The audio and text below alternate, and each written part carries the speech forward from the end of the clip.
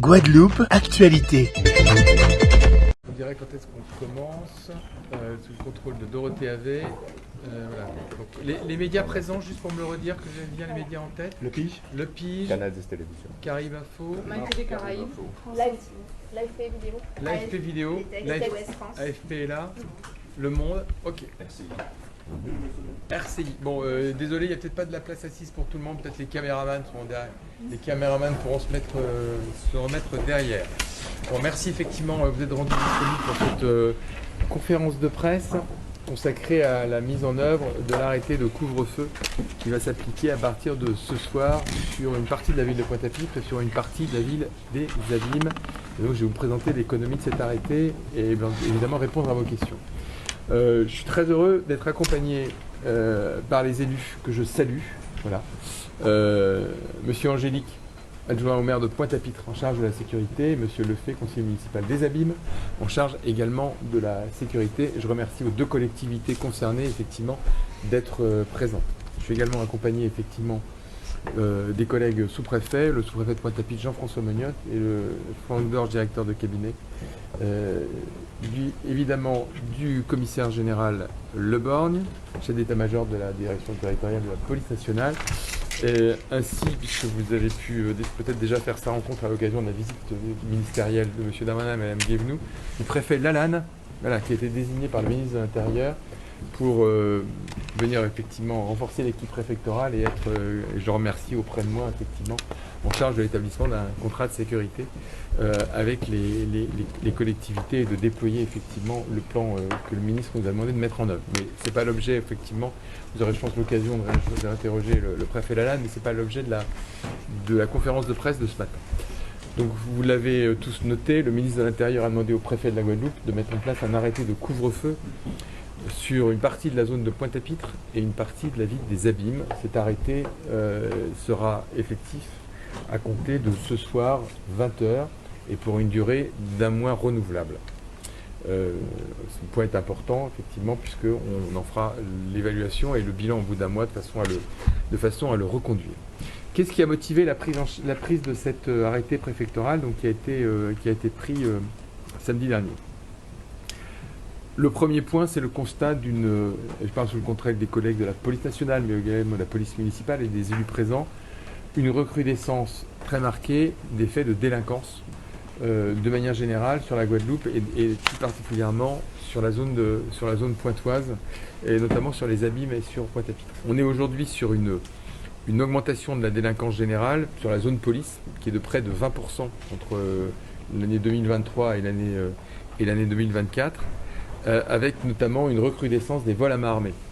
Je vous rappelle que nous sommes, du point de vue des vols à main armée, le 3e département dans l'ordre décroissant ou croissant, en tous les cas le 3e département en termes de taux d'occurrence de ces vols à main armée. On est le 2e département en termes d'homicide. On est sur un niveau de délinquance qui est extrêmement élevé et qui est encore plus élevé sur la ville des Abîmes et la ville de Pointe-à-Pitre, puisque en termes de délinquance générale, on a progressé de plus de 20% sur Pointe-à-Pitre et de plus de 25% sur les Abîmes. Voilà, donc un phénomène qui s'installe, qui s'aggrave et qui est extrêmement marqué. Dans ce bilan, donc, cet arrêté, je crois que c'est le premier point que je voudrais souligner, cet arrêté, il a d'abord pour objectif, dans un contexte de forte recrudescence de la délinquance, notamment des vols à main armée, de protéger les mineurs. Ça, c'est notre première préoccupation qu'on partage effectivement avec les élus du territoire, c'est de mettre en sécurité les jeunes et de mettre en sécurité les mineurs qui effectivement, quand ils sont dehors, peuvent se faire agresser, attaquer, voler. Et donc ça, c'est la première préoccupation. La deuxième préoccupation qu'a rappelé le ministre, c'est la part ou l'importance ou le poids des mineurs dans les faits de délinquance. Ce qu'on constate de manière générale, c'est qu'il y a de plus en plus de mineurs qui sont mis en cause, ça ce sont les statistiques de la police nationale qui le montrent, il y a de plus en plus de mineurs qui sont mis en cause dans des faits de délinquance. De manière générale, on était en 2022 à 5% des mineurs concernés, on est à 6% en 2023, on est à 10% en 2024. Ça, c'est sur la zone police, mais on fait le constat que sur la zone de Pointe-à-Pitre et sur la zone des Abîmes, on est sur une progression et sur des taux de délinquance juvénile, c'est l'expression consacrée, les taux de délinquance juvénile qui sont plus forts et qui sont également en progression. On est à 8% par exemple sur Pointe-à-Pitre en 2022, 9% en 2023 et on atteint 16% au premier trimestre 2024, avec en plus sur ces deux communes une progression de la délinquance des mineurs, c'est-à-dire des mineurs mis en cause en effet de délinquance, extrêmement marquée, puisque si elle est globalement sur la zone police de 30%, elle est de plus de 50% sur les Abîmes et sur Pointe-à-Pitre. Voilà, donc un constat général d'aggravation des phénomènes de délinquance, et notamment de la délinquance violente à travers les vols à main armée, et qui nécessite effectivement la mise en sécurité des jeunes et des mineurs, et d'autre part, effectivement, une implication dans les faits de délinquance des mineurs qui est de plus en plus forte et de plus en plus marquée, en particulier sur ces devis. Cela a conduit, sur instruction du ministre de l'Intérieur, à ce que le préfet prenne un arrêté de restriction de la circulation, un arrêté de couvre-feu. Alors, cet arrêté de couvre-feu, qu'est-ce que ça veut dire concrètement? C'est donc une interdiction de circulation des mineurs, les mineurs s'entendant effectivement à toute personne âgée de moins de 18 ans. Entre 20h et 5h du matin. Je reviendrai sur cette question de borne horaire. Alors, pourquoi, vous allez sans doute me poser la question, pourquoi ne pas limiter à 13 ans, 15 ans, etc. Tout simplement parce que les mineurs concernés par des faits de délinquance sont essentiellement compris dans la tranche d'âge entre 15 et 17 ans. On constate qu'aujourd'hui, 40% des faits de délinquance commis par les mineurs le sont par des mineurs âgés de 15 à 17 ans. Ça pouvait effectivement, vous pouvez imaginer un arrêté qui se limite aux très jeunes, aux adolescents, aux jeunes mineurs, mais non, il était nécessaire effectivement d'étendre cet arrêté à l'ensemble de la population âgée de moins de 18 ans, à toute cette population, parce qu'on constate également qu'on a des faits de délinquance commis par des très jeunes. On a aujourd'hui dans les statistiques de la police des faits de délinquance qui peuvent être imputés à des enfants, parce que c'est le terme, de 9 à 10 ans. Voilà. Donc ça c'est le premier constat sur les âges et la tranche d'âge qui est effectivement concernée. Le deuxième élément, c'est que c'est un couvre-feu qui commence à 20h. Alors pour effectivement, dans une vision hexagonale du sujet, on peut trouver que 20h c'est tôt. C'est tôt. Je vous rappelle simplement que ici on est sous les tropiques, que la nuit tombe à 18h, exactement à 18h23 aujourd'hui. Que le crépuscule dure quelques minutes et que nous sommes à partir de 20h en nuit profonde. Voilà. Je pense qu'il faut qu'on le rappelle aux uns et aux autres. Et donc il est nécessaire de mettre en place ce couvre-feu à 23h, 22h, 23h effectivement, n'aurait pas de sens effectivement au regard effectivement de la tombée de la nuit et du fait qu'on est très vite en nuit profonde, n'aurait pas de sens non plus parce qu'on constate effectivement que 40% des faits de délinquance, retenez aussi ce chiffre, désolé je vous en donne beaucoup mais c'est important, 40% des faits de délinquance sont commis entre 20h et 22h. Voilà, près de la moitié. 40% des faits de délinquance sont commis entre 20h et 22h. Alors, la zone a été déterminée en prenant les quartiers sur lesquels la police nationale constate que les faits, la survenance la plus fréquente de faits de délinquance, c'est-à-dire c'est la ville de Pointe-à-Pitre, à l'exception du quartier de Loricisque, qui pour l'instant n'est pas dans la zone, n'est pas dans la zone, mais ça représente quand même un très gros pourcentage, une très grosse part de la ville de Pointe-à-Pitre. Et nous avons rajouté non pas la totalité de la ville des Abîmes, mais deux quartiers de la ville des Abîmes, qui sont le quartier de Grand-Camp et le quartier de Vieux-Bourg.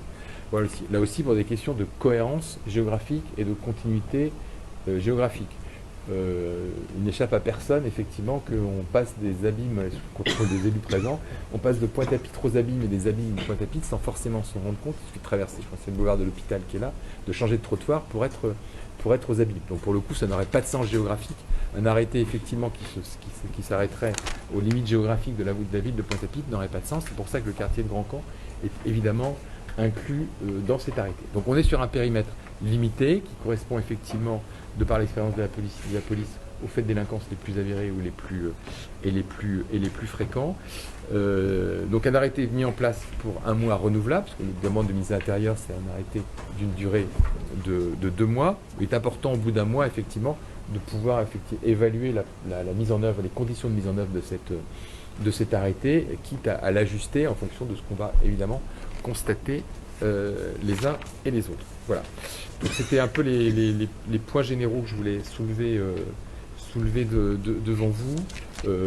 Peut-être les élus présents de la ville de Pointe-à-Pitre et de la ville des Abîmes souhaitent intervenir ou compléter mon propos s'ils le souhaitent, mais je voudrais les remercier parce que c'est une mesure qu'on a mise en œuvre très rapidement depuis l'annonce et la décision du ministre de l'Intérieur, en collaboration avec les collectivités. On a eu le maire de Pointe-à-Pitre, j'ai eu M. Durimel, j'ai eu également Eric Jalton, le maire des Abîmes. Voilà. Et je les remercie effectivement parce que le rôle des élus en matière de sécurité, évidemment, et l'adhésion des élus est évidemment extrêmement important. Encore une fois, je vous redis qu'on poursuit deux objectifs. Le premier, c'est celui de la mise en sécurité des mineurs. Le deuxième objectif, c'est de restreindre et de limiter cette délinquance juvénile qui est aujourd'hui en augmentation extrêmement marquée sur ces deux communes. Le ministre l'a rappelé, je pense qu'il y a une responsabilité collective et puis au premier chef des parents. Effectivement, je pense que si c'est aussi une prise de conscience de la responsabilité des adultes, des mineurs qui traînent dans la rue, les mineurs qui sont effectivement en contact de gens avec qui ils ne devraient pas être en contact, qui font des mauvaises rencontres ou des mauvaises fréquentations dans la rue. C'est évidemment ce qu'on veut éviter, et je crois que c'est une responsabilité collective. C'est bien sûr l'autorité parentale, mais c'est la responsabilité de la société de protéger nos jeunes dans tous les sens du terme, d'éviter effectivement qu'ils se retrouvent dans des attitudes, des comportements, des fréquentations qui peuvent leur nuire et leur nuire gravement. Voilà. Et donc je pense qu'on a tous la préoccupation de ces jeunes et de protéger au premier chef les Guadeloupéens. Et c'est l'objectif de cet arrêté, même s'il emporte évidemment des restrictions de circulation des uns et des autres. Voilà, en introduction. Peut-être, je ne sais pas, avant de répondre aux questions, je ne sais pas si les élus présents, encore une fois, je les remercie, souhaitent intervenir. Oui, bien sûr. Merci, Monsieur le Préfet. Bonjour à toutes et à tous.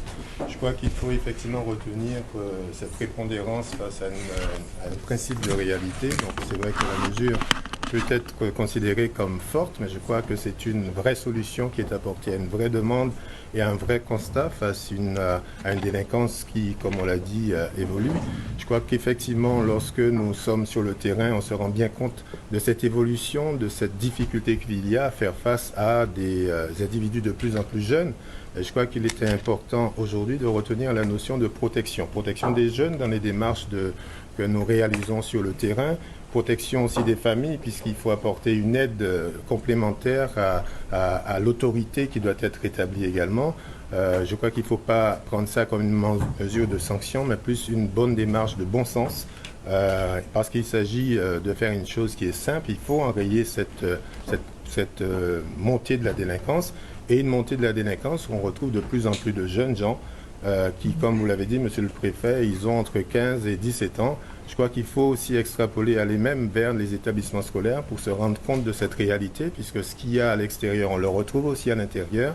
Cette défiance de l'autorité en permanence se trouve également dans les sanctuaires que sont les établissements scolaires. Je crois qu'il fallait une mesure forte. Et puis, ce qui est important aussi de retenir, c'est qu'il va falloir procéder à l'évaluation, parce qu'on peut prendre des mesures qui peuvent porter des fruits, mais je crois qu'il fallait aussi frapper fort. Ça passe par une mesure qui peut-être ne rend pas service aujourd'hui, mais au-delà de ce mois de travail en commun sur le terrain et peut-être aussi de concertation avec les autres acteurs qui sont concernés par la sécurité, nous pourrons peut-être nous rendre compte et de savoir si effectivement il faut aller plus loin. Alors bien sûr, le quartier de l'Oricisque a été exclu dans la démarche. Certainement il y a des raisons, mais j'ai envie de vous dire que nombreux sont les parents, les familles qui ont réclamé cette mesure. Contrairement à ce qu'on entend, c'est une mesure très forte, mais qui a porté ses fruits et qui a été entendue par beaucoup de monde et qui ont réclamé que ça soit sur un circuit plus généralisé. Sur les abîmes, oui, sur les abîmes, on verra ce que ça va donner, puisque Monsieur le maire vous a rappelé, son souci, c'est d'endiguer cette délinquance montante. Et de partager aussi le souci des différentes associations, parce que nous en avons beaucoup, et qui travaillent et qui s'entraînent le soir, parfois très tard, jusqu'à 23 h. C'est pourquoi il avait souhaité, au lieu que le couvre-feu débute à 20 h, commence vers 22h, 5h du matin. Parce que nous avons pas mal d'associations, nous avons contacté 2 ou 3 responsables qui nous disent solliciter du maire que cette application soit prise en compte à partir de 22h ou plus. Alors c'est dans ce sens que le maire, tout en étant pour, souhaitait pouvoir déplacer le cursus d'application de ce couvre-feu. Et monsieur le préfet, monsieur le maire m'a dit vous avoir eu, ainsi que monsieur le sous-préfet, c'est le souhait que nous formulons. Merci. Non, mais d'abord je remercie les élus. Il est important que les élus nous apportent leur vision effectivement du sujet et soient parfaitement impliqués dans la mise en œuvre de cet arrêté. Alors, évidemment, l'arrêté a été pris sur instruction du ministre de l'Intérieur. Je reviens juste sur la question de l'horaire. Je pense que c'est important parce que effectivement c'est un débat que j'ai eu avec le maire des Allumes. Je pense qu'aujourd'hui la démonstration est faite que la partie dangereuse de la nuit, elle est entre 20, premier point, elle est entre 20h et 22h. Voilà. 40%, presque la moitié des faits de délinquance sont commis sur ce créneau horaire. Donc déplacer à 22h, voilà, aurait fait perdre effectivement à la mesure à la fois sa pertinence, une partie de sa pertinence et une partie de sa motivation. Ça c'est le premier point. Le deuxième point qui me semble important, c'est qu'on est dans un climat aujourd'hui qui s'est fortement dégradé depuis un an et demi, avec des faits extrêmement graves d'homicide, de vol à main armée, etc. Dans des zones où je vous ai apporté la démonstration qu'on est en forte recrudescence des phénomènes de délinquance et de délinquance violente. Voilà. Sincèrement, je ne trouve pas choquant que les parents, les animateurs, les adultes en charge d'activités, effectivement, prennent soin effectivement d'accompagner les mineurs ou de raccompagner les mineurs chez eux. J'étais membre d'une association, président d'une association qui s'occupait de jeunes. Voilà, même c'était à Paris. Même à Paris, à partir de 20h30, on ramenait, c'était des élèves de seconde, ils avaient 16-17 ans, on les ramenait chez eux. Donc c'est pas choquant que quand on est responsable d'association, j'ai bien conscience de la contrainte effectivement que ça emporte pour les uns et les autres, mais quand on est parent, on va chercher ses enfants à la fin d'une réunion, à la fin d'un match, à la fin d'un entraînement. Quand on est responsable d'une association, on s'organise aussi pour accompagner les mineurs chez eux. Vous savez, moi j'ai fait faire un tour du quartier avec 4 ou 5 jeunes et puis on fait une dépose devant les portes des immeubles ou les portes des maisons. C'est des choses qui se font. Voilà. C'est pas non plus, sont un peu compliquées, mais c'est pas non plus tout à fait impossible. Et puis un point important, on parle bien effectivement d'un arrêté qui concerne les mineurs non accompagnés. Dès lors qu'un mineur est accompagné par un adulte, effectivement, il ne tombe pas sous le coup de l'arrêté du préfet. Effectivement, un mineur avec un adulte est par définition un mineur accompagné par un adulte, il n'est pas soumis à cette règle. Ce qui est visé effectivement, c'est le mineur qui se retrouve, quel que soit son âge, tout seul dans la. Voilà rapidement, voilà, ce que je pouvais compléter. Et je serai évidemment à votre disposition pour répondre à vos questions. Oui, j'ai une question. Quels sont les moyens engagés pour faire respecter ce couvre-feu et sur la durée du mois? Et après, peut-être, est-ce que c'est renouvelable éternellement ou est-ce que c'est renouvelable une fois seulement? Alors, les moyens engagés. Ce soir, ce sera la première soirée de mise en œuvre de cet arrêté. Il y a à la fois, effectivement, le respect de l'arrêté. À partir du moment où on édicte un arrêté, c'est pour qu'il soit mis en œuvre, qu'il soit expliqué, que les gens qui n'ont pas forcément lu l'arrêté du préfet aient conscience, effectivement, qu'il y a un nouveau régime qui s'applique. Et donc, ce soir, on va mettre un effectif significatif des forces de sécurité sur la zone de Pointe-à-Pitre. Voilà, ce sera une grosse cinquantaine d'effectifs, un peu plus de 50 policiers et gendarmes, à peu près 35 policiers, un peu plus de 35 policiers, dédiés spécifiquement à cette opération, évidemment en plus des opérations ou des effectifs de police secours que vous voyez patrouiller régulièrement dans les rues de Pointe-à-Pitre ou dans les rues des Abîmes. Donc ce sera 35 policiers ou de la compagnie départementale d'intervention ou de la brigade anticriminalité que je vais mobiliser sur ce sujet, ainsi qu'une quinzaine de gendarmes. Voilà, du peloton de gendarmerie qui est venu nous renforcer, voilà, et qui seront en patrouille dans le quartier, parce qu'il y a à la fois effectivement première mise en œuvre, explication, pédagogie, et puis une mise en œuvre concrète de l'arrêté. Et puis après, le dispositif, effectivement, on adaptera les effectifs au dispositif, mais il reposera essentiellement sur les effectifs habituels de nuit de la police nationale, c'est-à-dire les effectifs, les patrouilles de la BAC, de la brigade anticriminalité, les patrouilles, effectivement, les différentes brigades, les patrouilles de police secours, effectivement. Voilà. Après, on évoluera, on adaptera les moyens en fonction, effectivement, de ce qu'on constate sur le terrain. Si l'arrêté est spontanément respecté, facilement respecté, ça nécessitera, on pourra alléger les dispositifs et revenir sur un mode de contrôle habituel ou de présence habituelle de la police sur le terrain. Si on s'aperçoit qu'il y a des difficultés de mise en œuvre de l'arrêté, parce qu'effectivement il est moins bien respecté ou moins bien mis en œuvre dans les premiers temps, on mettra effectivement, je demanderai à la police nationale de mettre les moyens nécessaires pour qu'il soit effectivement mis en œuvre. Donc voilà, donc ce soir on va quand même partir sur un effectif significatif, en mobilisant les différents services de la police nationale, voilà, pour que les choses soient claires, expliquées, mises en œuvre sans difficulté. Sur le renouvellement, on peut le renouveler Alors, pour l'instant, c'est un arrêté qui est pris pour un mois et renouvelable. Oui, mais une fois ou Une fois. Renouvelable une fois, mais l'instruction des ministres de l'Intérieur, c'était un arrêté sur 2 mois.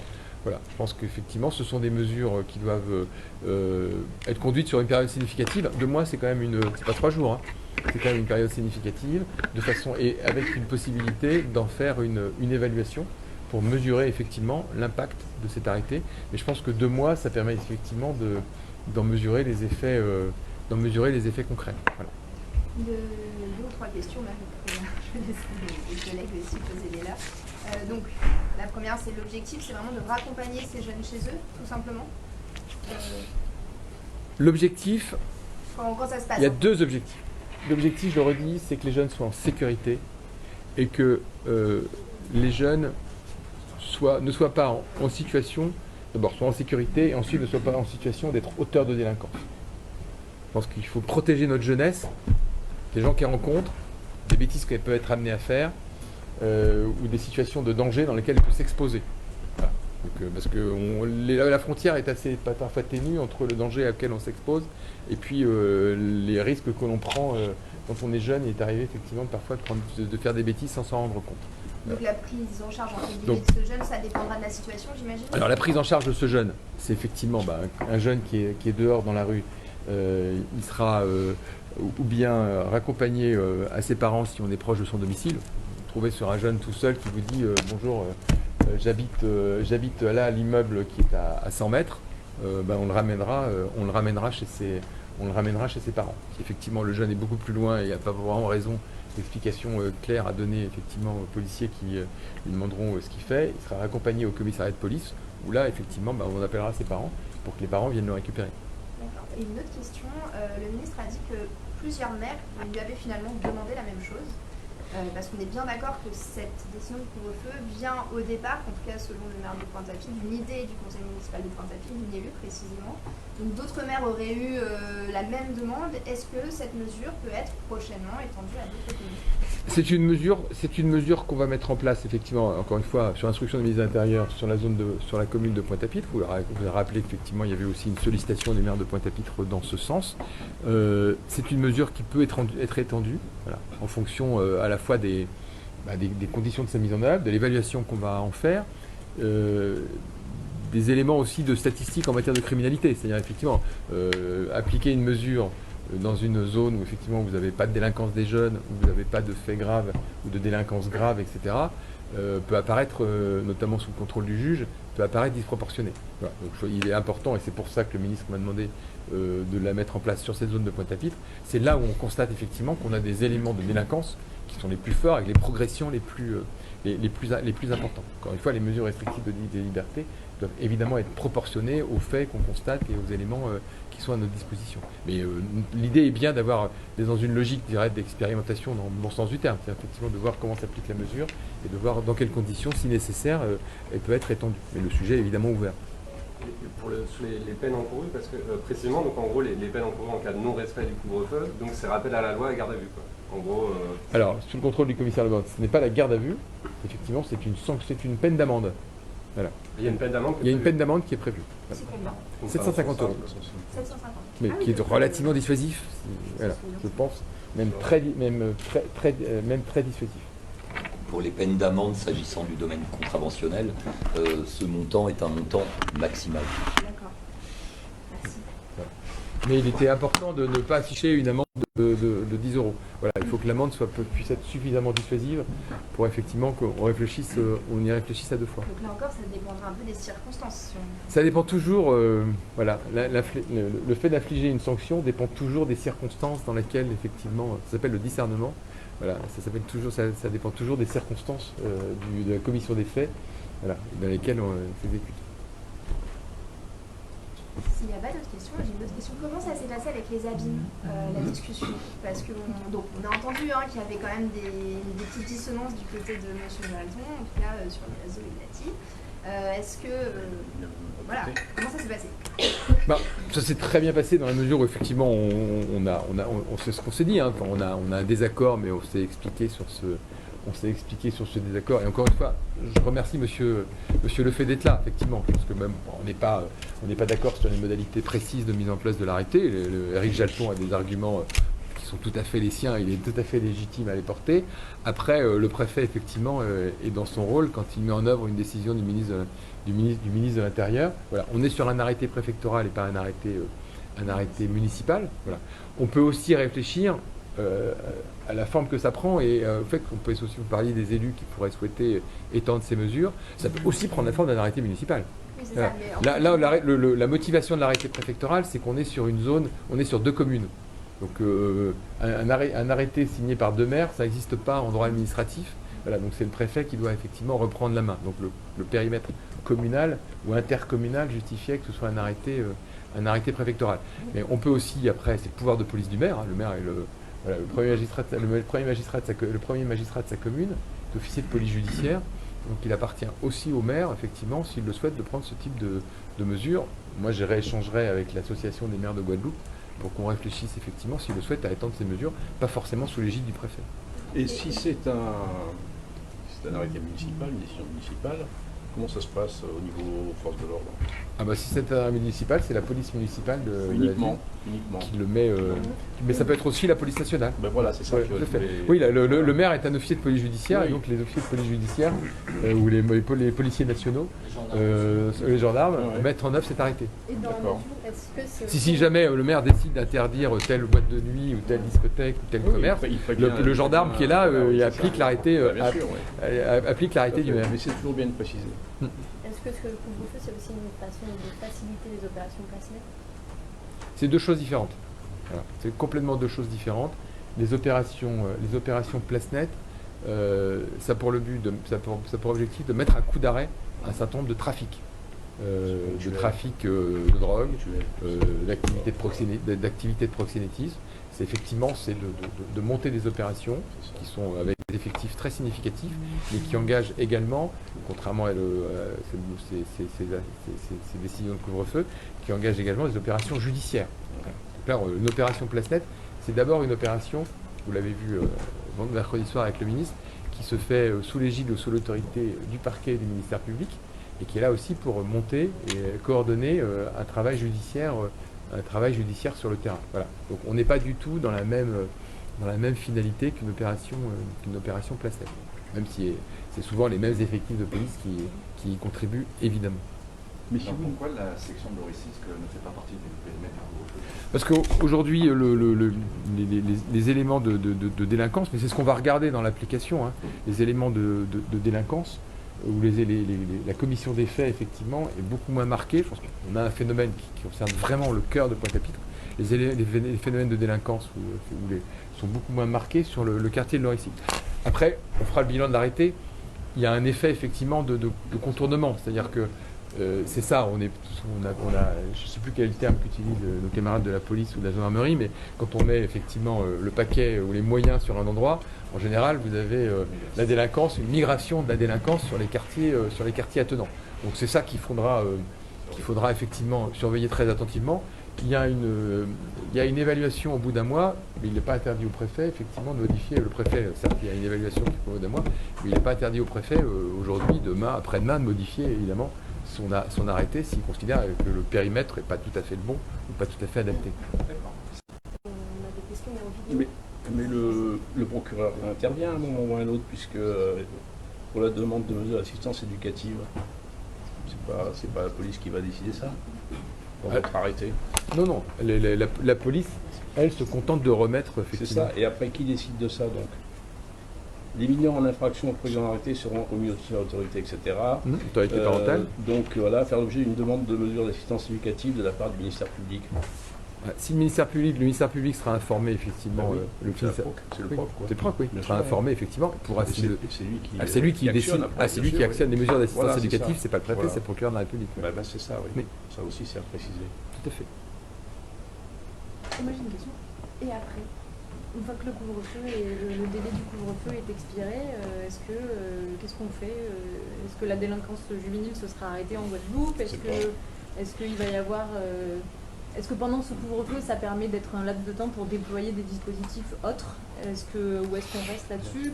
C'est quoi les critères d'évaluation de ça fonctionne ou ça fonctionne pas? D'abord, le critère d'évaluation, c'est est-ce que la délinquance, on va le mesurer très précisément et retomber. Après, ça envoie un signal. Ça envoie un signal très fort, effectivement, sur le fait que les jeunes ne traînent pas dans la rue et ont d'autres choses à faire, effectivement, que de se retrouver soit en risque, soit à faire des bêtises. Après, je crois que c'est M. Angélique qui l'a très bien dit. La suite, c'est la prise en charge par les collectivités, effectivement, de ces jeunes. C'est-à-dire, effectivement, prendre des mesures coercitives, c'est une chose. Il faut derrière, et ça, moi, je salue l'action des collectivités, qu'il y ait un travail des collectivités pour suivre ces jeunes, pour prendre en charge ces jeunes, etc. Voilà. Je pense que c'est... et d'ailleurs, c'est le sens, effectivement, du travail qu'on va mener avec le préfet Lalanne, de dire que c'est plusieurs choses en même temps. C'est effectivement, c'est des actions coercitives, c'est des actions répressives, mais c'est aussi des actions sociales, c'est des actions d'accompagnement. On parlait des associations sur la ville de Pointe-Spit. Moi, je salue quand même le travail de la... Tout ça, ça doit se combiner, se conjuguer avec le travail sur le terrain des associations. Je pense qu'il y a aussi... on en parlait avec le président du conseil départemental, moi j'en parlais ce matin avec le président du conseil régional, avec les élus. Il faut aussi qu'il y ait un relais qui soit fait par les collectivités. Oui, monsieur le préfet, dans le futur contrat de sécurité, je proposerai aux élus et au préfet un axe 2 dédié à la prévention de la délinquance primaire, secondaire, tertiaire. Donc, ce travail sera fait avec le conseil départemental, puisque c'est lui qui porte ce domaine de compétences, les magistrats des mineurs et l'éducation nationale. Voilà. Une dernière question. Est-ce que ces jeunes qui sont interpellés sont listés ou inscrits dans un registre? Est-ce qu'ils seront répertoriés? Non. Il n'y a pas de fichier. Il n'y a pas de fichier des personnes recherchées. Non, c'est... Voilà. Il y a des traces dans des applications, comme toute contravention. Voilà. Il y a des traces Les régimes en matière de fichiers sont extrêmement effectivement surveillés et rigoureusement surveillés. Les fichiers des antécédents judiciaires ne font pas apparaître les contraventions. On est sur le domaine, comme l'a dit le commissaire général Le Borgne, on reste sur le domaine contraventionnel. Voilà, sur le domaine contraventionnel. Donc, effectivement, ça n'apparaît pas dans votre casier. On a tous eu certains d'entre nous, moi le premier, on a eu des contraventions, ça n'apparaît pas dans nos... Voilà.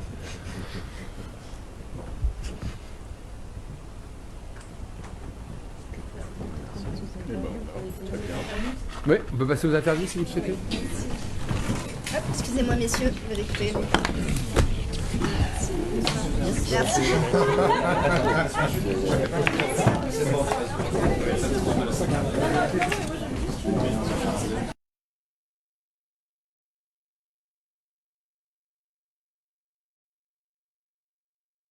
Outremernews.fr, le site de l'actualité Outre-mer, 24 heures sur 24 et 7 jours sur 7.